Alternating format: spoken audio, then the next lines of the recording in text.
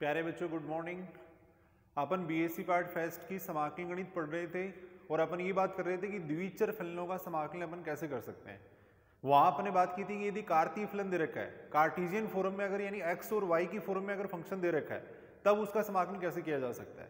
आज अपन बात करेंगे यदि फंक्शन है वो पोलर फॉर्म में दे रखा है यानी आर और थीटा के पदों में दिया हुआ है तब उसका इंटीग्रेशन कैसे किया जा सकता है। तो आज का अपना टॉपिक रहेगा ध्रुवीय निर्देशांकों में द्विसमाकलन।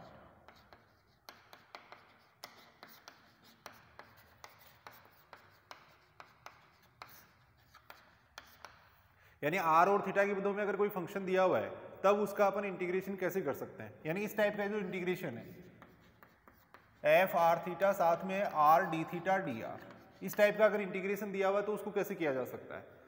तो प्यारे बच्चों समाकलन करने का तरीका वही है, जो समाकलन का क्रम है वो इधर से निर्धारित किया जाता है। ऐसी स्थिति में अपन क्या करते हैं, पहले आर के सापेक्ष समाकलन करते हैं थीटा को अचर मानते हुए, फिर जो आएगा उसका अपन क्या करेंगे थीटा के सापेक्ष समाकलन करेंगे। पहले आर के सापेक्ष समाकलन करेंगे बाद में थीटा के सापेक्ष समाकलन करेंगे।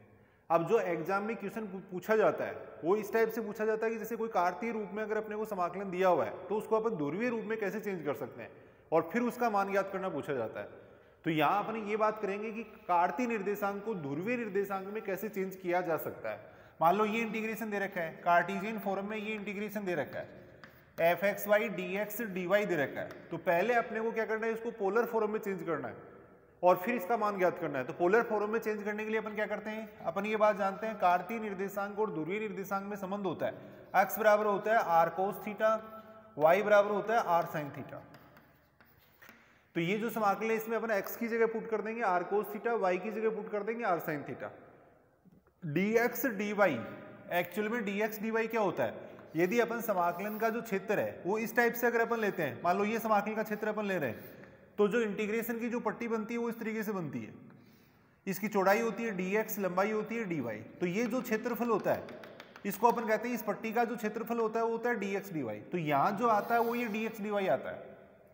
यहाँ जो अपन dx dy लिखते हैं वो इस स्ट्रिप का क्षेत्रफल लिखते हैं, इस स्ट्रिप का एरिया लिखते हैं। चौड़ाई इसकी dx है, मान लो इसकी लंबाई dy है तो क्षेत्रफल हो जाएगा dx dy। अब जब इसको ध्रुवीय निर्देशांक में अपन चेंज करेंगे तो इंटीग्रेशन की जो पट्टी बनेगी वो इस तरीके से बनेगी। इंटीग्रेशन की जो पट्टी बनेगी, जैसे मान लो ये कोई अपन कर्व ले रहे हैं है ना, यहां से अपन इसको मिला दिया,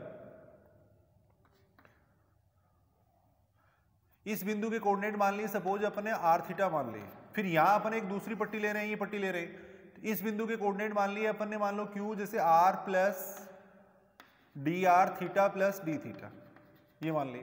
तो ये जो दूरी है बिंदु पी के कोऑर्डिनेट आर थीटा है, इसका मतलब ये दूरी आर हो जाएगी और ये एंगल कितना हो जाएगा थीटा। इस बिंदु के coordinate r plus d r theta plus d theta है, इसका मतलब ये जो लंबाई है वो हो जाएगी आर प्लस डी आर और ये एंगल कितना हो जाएगा डी थीटा हो जाएगा। तो यहाँ ये जो स्ट्रिप बनेगी, इसको अगर अपन आगे बढ़ा दें तो यहाँ ये जो स्ट्रिप बनेगी इसका क्षेत्रफल कितना आएगा वो अपन देख रहे हैं।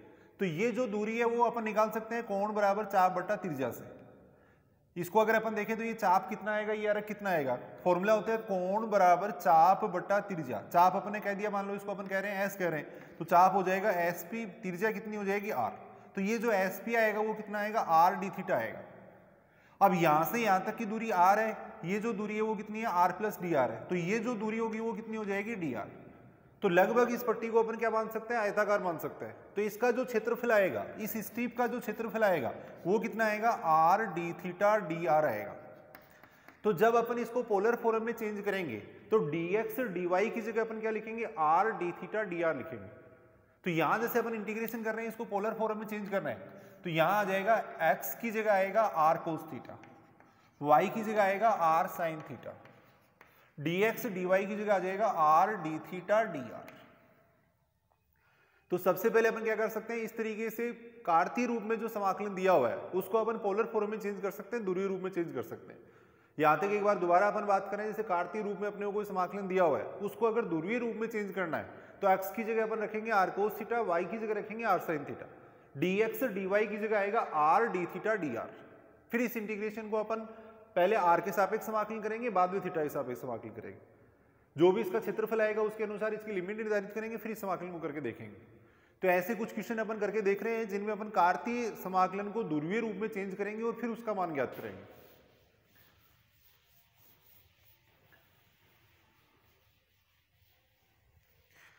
जैसे ये समाकलन दे रखा है, निम्न समाकल को ध्रुवीय निर्देशांकों में परिवर्तित कर मान ज्ञात कीजिए। क्वेश्चन दे रखा है 0 से a, 0 से a दे रखा है, y से a दे रखा है, y से a दे रखा है, x dy dx दिया हुआ है, नीचे है x square plus y square, x square plus y square दिया हुआ है। ये समाकलन दिया हुआ है, कार्तीय रूप में अपने को एक समाकलन दे रखा है, इसको ध्रुवीय रूप में चेंज करना है, फिर इसका मान ज्ञात करना है। तो सबसे पहले अपने को ये देखना पड़ेगा कि समाकलन कौन से क्षेत्र पे किया गया है। तो यहां अगर अपन समाकलन की लिमिट देखें तो y की लिमिट दे रखी है अपने को y बराबर 0 से y बराबर a तक, y की लिमिट दे रखी है अपने को y बराबर 0 से y बराबर a तक, x की लिमिट दे रखी है अपने को x बराबर y से x बराबर a तक, x बराबर a तक दे रखी है। तो सबसे पहले अपन क्या करेंगे, ये जो लिमिट दी गई है इससे जो समाकलन का क्षेत्र था उसका डायग्राम अपन बनाएंगे। तो यहां अगर अपन बात करें तो ये तो x एक्सिस होता है, ये y एक्सिस होता है। एक रेखा दे रखी है अपने को x बराबर y, इस समीकरण को अपन पहचानेंगे, x बराबर y का मतलब x की घात 1 है, y की घात 1 है, इसका मतलब ये सरल रेखा का समीकरण है और ऐसी सरल रेखा है जो मूल बिंदु से गुजरती है। तो ये x बराबर y हो गया, ये हो जाएगा x बराबर y। x बराबर a यहां मान लिया अपने, x बराबर a मान लिया, ये x बराबर a हो जाएगा। अब x बराबर a और x बराबर y जहां पे मिलेंगे वहां पे y बराबर भी कितना आएगा, a, y बराबर a आएगा। तो ये जो बिंदु होगा वो कितना हो जाएगा, a हो जाएगा। अब सबसे पहले अपन ये देखेंगे कि समाकलन कौन से क्षेत्र पे किया गया है। यहां अगर अपन देखें तो पहले समाकलन x के सापेक्ष किया हुआ है, तो इसका मतलब इंटीग्रेशन की जो पट्टी थी वो बनी हुई थी x एक्सिस के समांतर बनी हुई थी, इंटीग्रेशन की पट्टी x एक्सिस के समांतर बनी हुई थी। और यहां से अगर देखें तो पट्टी किस किस के बीच में बनी हुई थी, x बराबर y और x बराबर a के बीच में बनी हुई थी। पहले समाकलन अपन x के सापेक्ष कर रहे हैं, इसका मतलब इंटीग्रेशन की पट्टी x एक्सिस के समांतर बनी हुई थी, ऐसे बनी हुई थी पट्टी।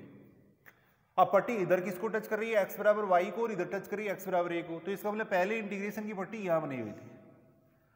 अब इंटीग्रेशन की पट्टी यहां बनी हुई थी, y की लिमिट हो जाएगी y बराबर 0 से y बराबर a तक, ये y बराबर a हो जाएगा। तो इसका मतलब पहले समाकलन इस क्षेत्र पे किया गया था, पहले जो समाकलन किया गया था वो इस क्षेत्र पे किया गया था। अब अपन क्या करेंगे, इसको ध्रुवीय रूप में चेंज करेंगे। ध्रुवीय रूप में चेंज करने के लिए दोबारा उसी तरीके का अपन डायग्राम बनाएंगे। ये हो गया समाकलन का क्षेत्र हो गया, इससे अपने को ये पता लग जाएगा कि समाकलन कौन से क्षेत्र पे किया गया है। अब इसको ध्रुवीय रूप में अपन चेंज कर रहे हैं। तो ध्रुवीय रूप में चेंज करने के लिए इंटीग्रेशन की जो पट्टी बनेगी वो ध्रुवांतर रेखा के समांतर बनेगी, इस तरीके से इंटीग्रेशन की पट्टी बनेगी। ये इंटीग्रेशन की पट्टी है। अब इस इंटीग्रेशन की पट्टी के लिए अपने को r का मान देखना है, थीटा का मान देखना है। तो r का मतलब हो गया इस ध्रुवांतर रेखा की लंबाई। तो यहाँ पे अगर अपन देखें तो ध्रुवांतर रेखा की लंबाई कितनी हो जाएगी, 0। यहाँ r बराबर 0 हो जाएगा। यहाँ पे r बराबर कितना होगा ये देखने के लिए अपन क्या करेंगे, जिस भी वक्र को ये रेखा टच कर रही है, ये जो पट्टी है वो जिस भी वक्र को टच कर रही है उससे अपन r का मान निकालेंगे। तो उसको अपन ध्रुवीय रूप में चेंज करेंगे, फिर वहां से r का मान निकालेंगे। तो यहाँ पे x बराबर a दे रखा है, x की जगह अगर अपन r कोस थीटा रखते हैं तो r कोस थीटा बराबर a आएगा। यहाँ से r बराबर हो जाएगा a सेक थीटा। तो ये जो समीकरण है, ये जो रेखा है, इसको ध्रुवीय रूप में समीकरण हो जाएगा r बराबर a सेक थीटा, ये हो जाएगा। तो r का मान हो जाएगा r बराबर 0 से r बराबर a सेक थीटा तक। थीटा का मान देखेंगे अपन यहाँ से लेके यहाँ तक, इस पट्टी को अपन यहाँ से लेके यहाँ तक चलाएंगे। अब ये x एक्सिस है और x एक्सिस पे थीटा का मान कितना होता है, 0 हो जाएगा। ये जो रेखा है इसके लिए अपन थीटा का मान देखेंगे तो x बराबर y के लिए थीटा का मान देखेंगे, x बराबर रख देंगे r कोस थीटा, y बराबर रख देंगे r साइन थीटा, r से r कैंसिल हो जाएगा, tan theta is equal to आएगा 1। यहाँ से थीटा बराबर कितना हो जाएगा, π/4। x बराबर y है, x बराबर मैंने r कोस थीटा रख दिया, y बराबर मैंने r साइन थीटा रख दिया। यहाँ से थीटा बराबर आएगा कितना, π/4। थीटा बराबर π/4 आ जाएगा। तो थीटा की लिमिट हो जाएगी थीटा बराबर 0 से थीटा बराबर π/4, r का मान हो जाएगा r बराबर 0 से r बराबर a सेक थीटा तक। अब इस इंटीग्रेशन को अपन ध्रुवीय रूप में चेंज कर सकते हैं। सबसे पहले थीटा की लिमिट लिखेंगे, थीटा की लिमिट होगी 0 से π/4, r की लिमिट हो जाएगी कहां से कहां तक, 0 से a सेक थीटा तक। x की जगह मैंने रख रहा हूं r cos theta, dy dx की जगह आ जाएगा r d theta dr। x की जगह r कोस थीटा रखेंगे, y की जगह r साइन थीटा रखेंगे, तो ये बनेगा r square cos square theta plus r square sine square theta. अब इस इंटीग्रेशन को आसानी से सोल्व किया जा सकता है। 0 से π/4 आएगा, 0 से a सेक थीटा। यहाँ पे अगर अपन देखें तो r square cos square theta plus r square sine square theta, ये बनेगा r स्क्वायर। ये जो r स्क्वायर है वो इस r स्क्वायर से कैंसिल हो जाएगा। तो यहाँ से कितना आएगा, cos theta d theta dr, D theta d are आएगा। अब अपन पहले समाकलन करेंगे आर के सापेक्ष, थीटा को अचर मानते हुए पहले समाकलन करेंगे आर के सापेक्ष। तो इसको सोल्व करें तो ये बनेगा 0 से π/4, कोस थीटा कांस्टेंट हो गया, बाहर ले सकते हैं। 1 का इंटीग्रेशन करेंगे, 1 का इंटीग्रेशन करेंगे, आर आएगा, लिमिट आएगी 0 से a सेक थीटा, साथ में आएगा डी थीटा आ जाएगा। यहाँ अपने कोस थीटा को कांस्टेंट मान लिया, पहले अपन ने इंटीग्रेशन किया आर के सापेक्ष, तो कोस थीटा कांस्टेंट मान लेंगे तो यहाँ 1 बचेगा, 1 का आर के रिस्पेक्ट में इंटीग्रेशन करेंगे, आर आएगा। अब यहाँ पे लिमिट लिखेंगे तो ये बनेगा 0 से π/4, आर की जगह अपन रख देंगे a सेक थीटा, साथ में आ जाएगा डी थीटा, कोस थीटा और सेक थीटा कैंसिल हो जाएंगे, a आएगा, 1 का इंटीग्रेशन करेंगे, थीटा आएगा, थीटा की लिमिट रख देंगे तो ये आएगा π/4, तो आंसर हो जाएगा a π/4। यहाँ तक एक बार इस क्वेश्चन को अपन दोबारा समझते हैं। पहली बात तो इंटीग्रेशन अपने को जो कार्तीय रूप में इंटीग्रेशन दे रखा था, इसको अपने को ध्रुवीय रूप में चेंज करना था, और ध्रुवीय रूप में चेंज करने के लिए अपने क्या किया, सबसे पहले ये देखा समाकलन कौन से क्षेत्र पे किया हुआ था, तो जो समाकलन दिया हुआ था उसकी लिमिट अपने देखी, उससे अपने डायग्राम बनाया। तो यहाँ से अपने को इस स्टेप को देखने से पता लग रहा है कि समाकलन इस क्षेत्र पे किया हुआ है। अब इसको अपने ध्रुवीय रूप में चेंज किया है, ध्रुवीय रूप में चेंज करने के लिए क्या करेंगे, वैसा का वैसा डायग्राम दोबारा बनाएंगे। पहले इंटीग्रेशन की पट्टी आपको मिलेगी एक्स एक्सिस या वाई एक्सिस के समांतर, यहाँ पे इंटीग्रेशन की पट्टी बनेगी ध्रुवीय रेखा के समांतर। इंटीग्रेशन की पट्टी ध्रुवांतर रेखा के समांतर बनी हुई थी। अब यहाँ पे देखो पट्टी इसको टच करेगी तो यहाँ पे आर का मान हमेशा 0 होता है।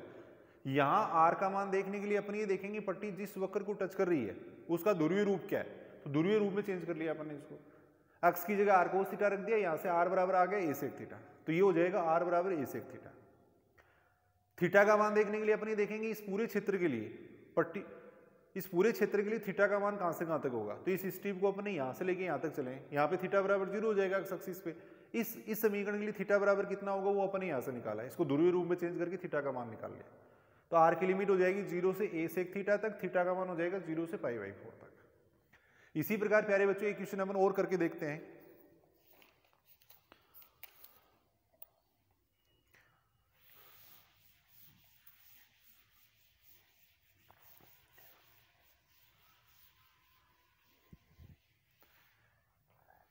इंटीग्रेशन दे रखा है 0 से 1, 0 से x, 0 से 1 है, 0 से x है, x³ dx dy, नीचे है √x² प्लस y²। इस इंटीग्रेशन को अपने को ध्रुवीय रूप में चेंज करके इसका मान ज्ञात करना है। तो सबसे पहले अपन इसका डायग्राम बनाएंगे और फिर इसको ध्रुवीय रूप में चेंज करके इसका मान ज्ञात करेंगे। तो यहाँ जो अपने को इंटीग्रेशन दे रखा है उसके लिए अगर अपन देखें तो x की लिमिट हो जाएगी x बराबर 0 से x बराबर 1 तक, y की लिमिट हो जाएगी y बराबर 0 से y बराबर x तक। अब इसका डायग्राम अपन बना रहे हैं, y बराबर 0 का मतलब x एक्सिस, x बराबर 0 का मतलब कितना हो जाएगा, y बराबर 0 का मतलब हो जाएगा x एक्सिस, x बराबर 0 का मतलब हो गया y एक्सिस, x की वैल्यू है x बराबर 0 से x बराबर 1 तक, ये x बराबर 0 हो जाएगा, यहाँ पे x बराबर 1 हो जाएगा, y बराबर 0 ये हो जाएगा, y बराबर x, जो अभी अपन बात कर रहे थे x की घात 1 है, y की घात 1 है, इसका मतलब सरलरेखा का समीकरण है, और ऐसी सरलरेखा है जो मूल बिंदु से गुजरती है।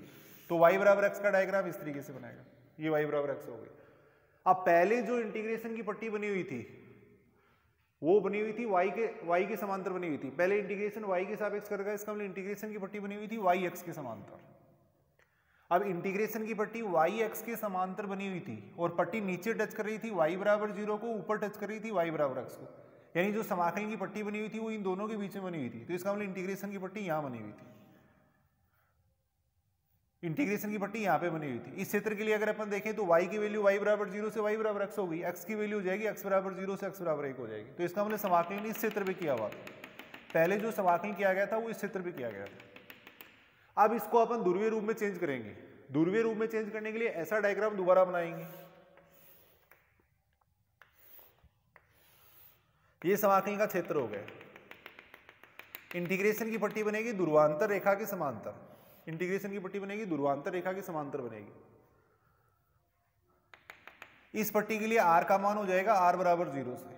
अब इधर r का मान देखने के लिए अपन ये देखेंगे ये पट्टी किस वक्र को टच कर रही है, जिस भी वक्र को टच कर रही है उसको ध्रुवीय रूप में चेंज कर देंगे। तो यहाँ पे x बराबर 1 है, x बराबर 1 को ध्रुवीय रूप में चेंज करेंगे, x की जगह रख दिया मैंने r कोस थीटा, तो यहां से r बराबर कितना आएगा सेक थीटा। तो ये जो समीकरण है इसका ध्रुवीय रूप हो जाएगा r बराबर सेक थीटा, r बराबर सेक थीटा हो जाएगा।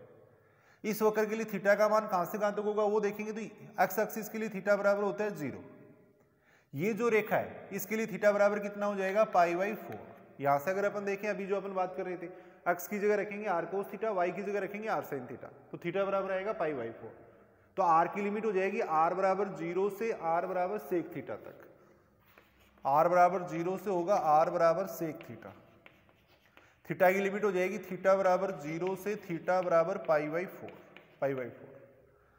अब ये मान यहां पे रखेंगे, फिर इस इंटीग्रेशन को आसानी से किया जा सकता है। थीटा की लिमिट है 0 से π/4, r की लिमिट है 0 से सेक थीटा तक। x की जगह रख देंगे अपन r cos theta, dx dy की जगह आएगा r d थीटा dr।